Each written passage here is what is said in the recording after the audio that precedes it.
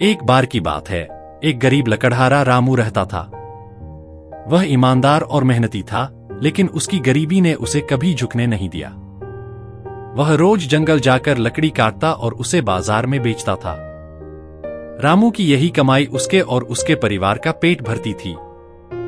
एक दिन जब रामू जंगल में एक नदी के किनारे पेड़ काट रहा था, अचानक उसकी कुल्हाड़ी हाथ से फिसलकर नदी में गिर गई। हे भगवान, अब मैं क्या करूंगा? रामू चिंतित होकर बोला। वह नदी के किनारे बैठकर रोने लगा। तभी अचानक नदी में से एक सुंदर जल देवी प्रकट हुई। उन्होंने रामू से पूछा, तुम क्यों रो रहे हो? रामू ने अपनी व्यथा सुनाई। मेरी कुल्हाड़ी नदी में गिर गई है। अब मैं अपने परिवार का पेट कैसे भरूंगा? जल देवी ने रामू की ईमानदारी और सच्चाई देखकर दया महसूस की।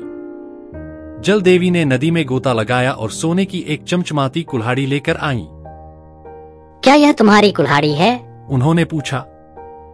रामू ने ईमानदारी से कहा, नहीं देवी, यह मेरी कुल्हाड़ी नहीं है। जल देवी ने फिर से गोता लगाया और इस बार चांदी की कुल्हाड़ी निकाली। क्या यह तुम्हारी कुल्हाड़ी है? उन्होंने फिर पूछा। रामू ने फिर से मना कर दिया और कहा, नहीं देवी, यह भी मेरी कुल्हाड़ी नहीं है। अंत में जल देवी ने लोहे की पुरानी कुल्हाड़ी निकाली, जो असल में रामू की थी। हाँ देवी, यह मेरी कुल्हाड़ी है। रामू ने खुशी से कहा।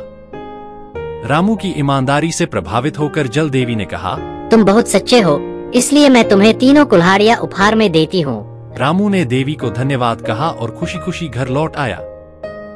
अब वह और उसका परिवार आराम से जीवन यापन करने लगे।